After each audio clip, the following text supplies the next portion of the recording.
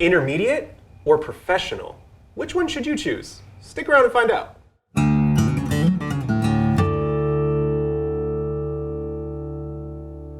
Hi, I'm Jason. And I'm Andrew.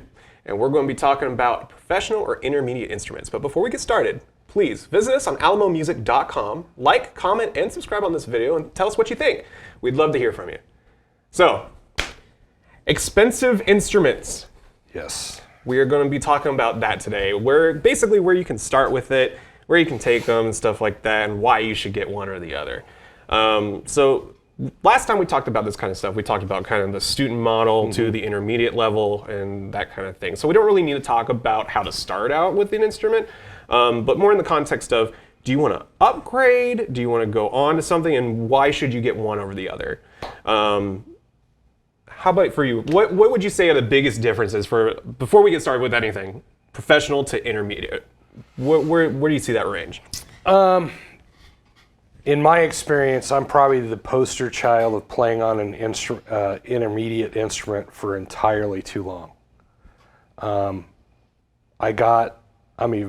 Mainly I play euphonium, and I got an intermediate euphonium my junior year of high school, which was fine.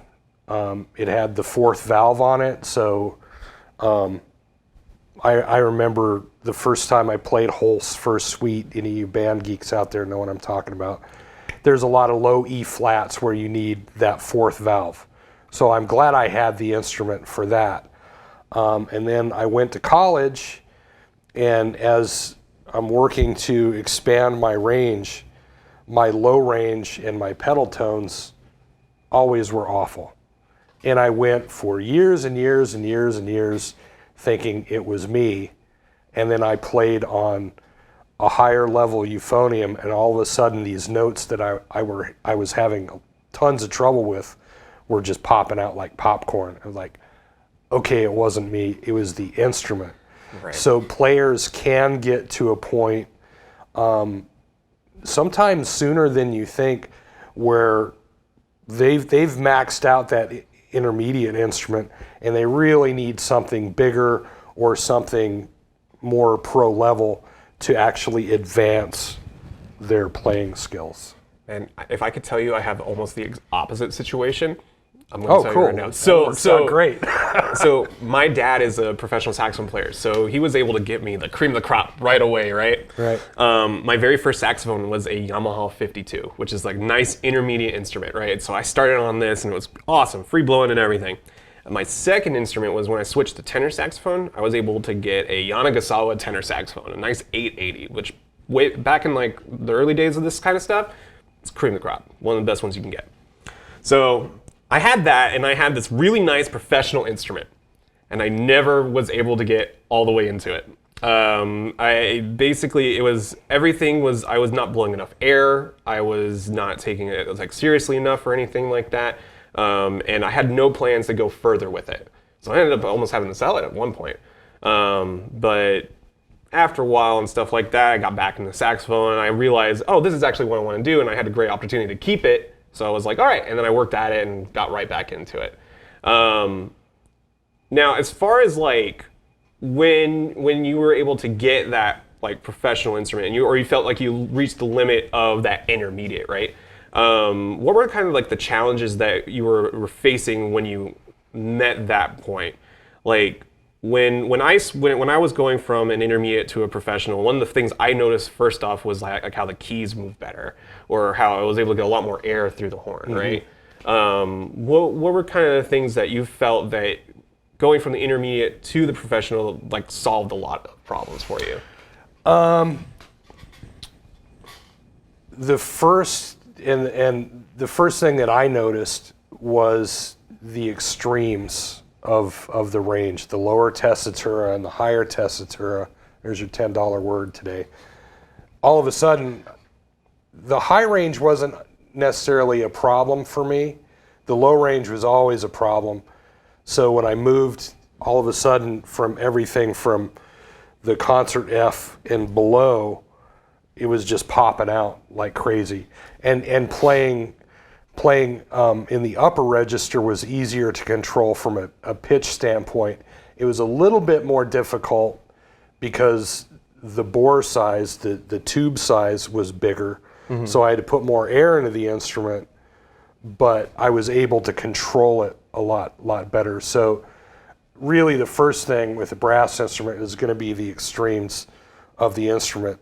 In the middle of the instrument, it's really going to be, again, related to pitch. Being able to move within that sound and not have the sound distort if you have to adjust up or down. Absolutely. Yeah, like, so when I got into college, one of the things I had to do was I had an intermediate saxophone. I had a really nice unison saxophone. It was their AS300. It's a good model. But one of the big things was the intonation issue, which is like your ability to play a note and it to be in tune, right? I was having a lot of trouble on the higher end and stuff like that. And what ended up happening was I switched over to a professional model. I think it was the Yamaha 875. Great saxophone. We have one of those downstairs right now. We do. Check it out on our website. I was able to get that horn and I was able to play it, and yeah, you're able to see the kind of things that they're paying attention to now that are kind of needed in order to take this on a professional level. Stuff like the intonation, stuff like volume levels, able to get a certain amount of air through the instrument to actually meet what you're trying to do in output, right? I ended up, when I got that instrument and stuff like that, I was doing much better than I ever did. Keys were moving faster for me. I was able to get more resistance from my keys too, which is a huge thing when you're trying to play like runs and everything like that. Now, so let's take it back, right? So you're in middle school and you are about 8th grade or something like that, and your mom is like, hey, we're going to get you a new instrument. All right, you've been playing on this clarinet for a while and everything. We know you're really into it. Should the kid get the intermediate or should they get the professional model going forward?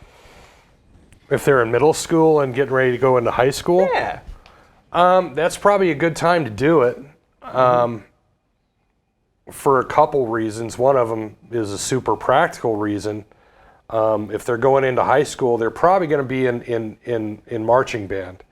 You don't want to take a brand new professional, especially a woodwind instrument, out into the elements. You kind of want a beater to take out on the marching field. Right. With rain and where I'm from, snow, is not good for anything really, but especially woodwind instruments. So that's a good time to probably shift gears and get a new instrument so you have your marching band horn and your concert horn. Yeah, especially when, and especially say like where we're from, San Antonio in Texas, it gets hot. And most of these schools have their practice marching fields on asphalt.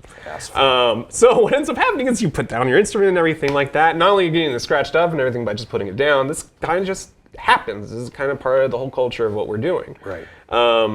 Now, when you're taking those instruments out and you're going to get that professional, you're going to end up playing it, in the concert season, right? So you have your two setups, right? You have your marching season, you have your concert season. Is there a reason to be playing on, like, say you got that intermediate horn and you have your beater horn playing on the marching field? Should you still be bringing the intermediate to school and stuff like that? Should you be practicing on that one? Should you be playing on the student one? Like, from my experience, what a lot of kids will be doing is they'll be practicing for like region band and stuff. There's going to be like some tryouts or auditions or even solo ensemble that's coming up. And that's one of the big reasons I have my kids keep on the intermediate throughout that and just have the student model at school. Keep it in the locker kind of thing and have that going. Right. Well, you want to play on what you're going to play on. Yeah. Right. I mean, we talked before in a video about practice and training muscles. You want to be on what you're going to play on to train the muscles the right way. If you're on a beginner trumpet and you're practicing something that goes down to like a low A, that's going to be a way different thing on a beginner horn or an intermediate horn than a professional horn. Like, it's just a different thing. So whatever you're going to play on, you practice on. Right. Yeah, and that's kind of one of the things about switching between the two. When you're playing in marching band, it's a completely different scenario, right? It's a very different context. You're playing with a certain level of volume. You're moving around a lot and stuff too, so it's a very different circumstance, right?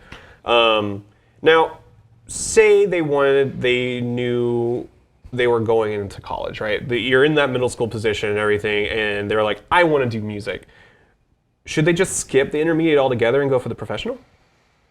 Ooh, that's a good question. My gut tells me yeah. Right. I know my college experience would have been entirely different had I been on a better horn. I fought my horn for way too long. So yeah, I mean, if you're seriously going into college and you're going to be playing real live gigs for money and your scholarship money, yeah, you should be on the best possible equipment. Absolutely, especially if you want to take it that seriously, right? When you go into school, you're going to be having a lot of expectations, and you need to have the equipment ready to meet those expectations. Yeah. Now, like when you're in high school and stuff, there's also the thought, what if I just get the intermediate now, right? And I just get the professional later. In my opinion, it's if you know you're going to be sticking with it and you know you're going to be taking this outside of high school into a more professional setting, I say just skip the intermediate entirely.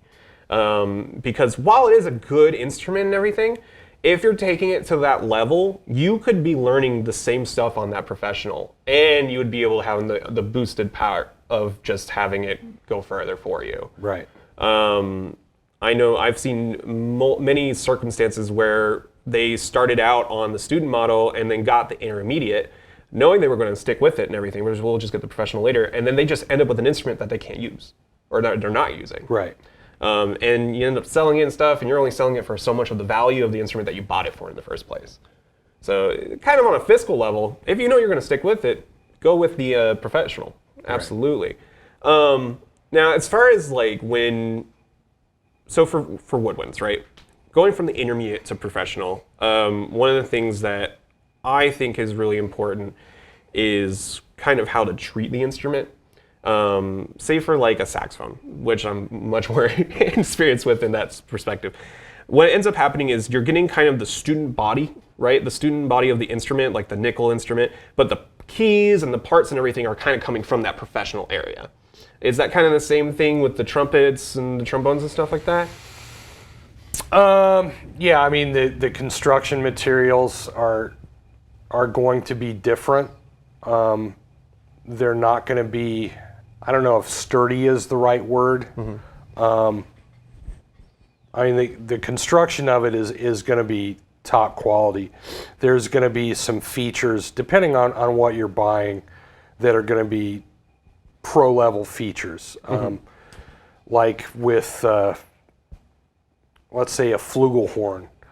The professional model is going to have that trigger on the third valve, so you can play anything that's a 1 and 3 or 2 and 3 combination. You have that trigger where you can play it in tune. An intermediate flugelhorn doesn't have that trigger. Kind of the same thing depending on the instrument with trumpets. Some people like that spring-loaded trigger, some people don't. But yeah, I mean, there's going to be little variances. I think it comes down to, and it's similar to what we've talked about with beginner to intermediate to pro is even more so. You got to play it. You have to play it to see if it's comfortable. If you like, you're going to be spending money on it, so you should probably have some experience with it before you plunk down your, thousands of piastres for whatever you're buying. Yeah, no, and there's just so many choices. There's brands on brands on brands. You're gonna get, if you ask, like, say your band director or something like that, they're usually going to give you like 3 brands or something like that, where you can kind of choose between those, see which instruments you want to pick from those, and do that. There's a lot of scenarios where you can go and try out instruments. You can come down to, say, our store, Alamo Music Center, and try out some ones that we have in stock. Another way you can go and try out those kind of instruments too is going to, say, conventions. In early, middle February, TMEA, we have a booth if you want to come and visit us. But if you come out and stuff, you can go to different booths. Different companies are all going to bring their instruments, a lot of professional instruments, because this is kind of where they make a lot of those sales. And you can try these. Just bring your setup, bring your mouthpiece, bring your reeds, ligature, everything you need, and you can just try these a la carte. Right. Right? And it's no cost to you, except for like the pass and the TMA, but you know, that's part of it. Now, as far as like getting, say you have that intermediate, right? What are some reasons why you would want to get the intermediate? Like for me, the first thing off the top of my head is maybe you don't want to go like past high school with it or something, or you don't want to go into like professionally, but you just want an instrument that'll perform well for you. Yeah, I mean, if you're going into college, you know, in engineering, but you still want to play, you don't necessarily need a professional horn to do that. Yeah. You know, there's a lot of colleges who have ensembles just for non-majors. You don't need a pro-level instrument to participate in those kind of ensembles or college marching band. So there are some legitimate reasons why you would want to stick around on that intermediate horn. Yeah, absolutely. I mean, really, the pro-level stuff is really for people who take it at that pro-level seriousness. If you're being exposed to top shelf music, if you're playing pieces that really do stretch the possibilities of what you can do on your instrument. If you're, let's say, a bassoon player and you're playing some modern piece of music, you know, and there's all these multiphonic techniques that you're having to use, you probably want a good wood bassoon to pull that off. A plastic one isn't going to work And for serious techniques like that. Oh, absolutely. And there's some instruments. There's some instruments that are going to be on, like the bassoon, like the tuba, French horn. My God, there's going to be some instruments that are going to be incredibly high priced, boutique level of pricing. Like, but there are options. So say like you bought it from us, right? You got the professional instrument. That's kind of the hardest part, is that price point. Right. If you were to look into it, there are a bunch of options. You can go into a rental plan, you can go into a financing options and everything like that too. It kind of just work with whatever situation works for you best. But we at Alamo Music Center, we do have those here. So if you wanted to look into that, we do have a bunch of these professional instruments with financing options, and we can help you get the instrument that you need, and we can order from any of those brands you're thinking of: Yamaha, Salmer, Kahn, all that kind of stuff. And there are certain instruments like a bassoon, like an oboe, like a tuba, where if you get to a certain level, you can pay for your college that way. You know, bassoon players are hard to find. Yep. If you're a great bassoon player, the odds of finding a place where you can get a full ride scholarship are pretty good. Oh yeah, no. You can, I mean, it's like printing money. Same thing with oboe players, with tuba to a certain extent. If you're a trumpet player, you better be great to get a full ride, because there's more people, it's more competitive. But if you're competent or more than competent on some of these instruments, French horn, you know, a scholarship is in your future. So absolutely, it might be worth the investment or worth financing an instrument, because you might just get your college paid for. And these days, with how expensive college is, you know, that's a pretty low down payment for a free education. Absolutely. Yeah, no, you're basically paying for your first semester, and it just pays off the rest of it. I've gotten a master's degree and a bachelor's degree for free. That's fantastic. Because I'm a euphonium player. There aren't a whole lot of them. So I got a full ride here, and I got a full ride for my master's, and didn't pay a dime for college. My master's, I actually got paid to be there. Yeah, man. Yeah, man. LU. Go Lamar University. Well, that's about as much as I have to say about that kind of stuff. Thank you so much for watching. My name is Andrew. My name is Jason. And please, again, like, comment, subscribe, call to action. We really appreciate it. Let us know what you think. Did you start out with an intermediate or did you get a professional at some point? If you let us know, we'll answer some questions later. Again, thank you so much for watching. Have a wonderful day.